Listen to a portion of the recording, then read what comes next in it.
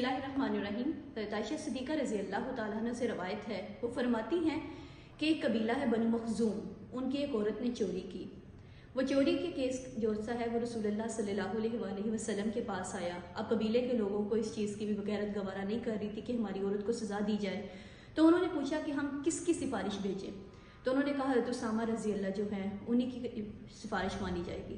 حضرت اسامہ رضی اللہ رسول اللہ صلی اللہ علیہ وآلہ وسلم کے جب پاس گئے اور یہ بات کہی تو آپ صلی اللہ علیہ وآلہ وسلم نے کہا کہ تم اللہ کی جو اللہ تعالیٰ نے حدود جو مقرر کی ہیں ان کی ایک حد کو ساکت کرنے کا کہہ رہے ہو۔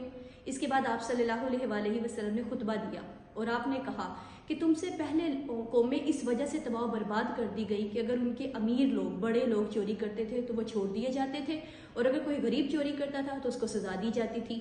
میں محمد یہ کہتا ہوں کہ اگر فاطمہ محمد کی بیٹی وہ بھی اگر چوری کرتی تو اس کے بھی ہاتھ کاٹ دیے جاتے۔ جزاک اللہ۔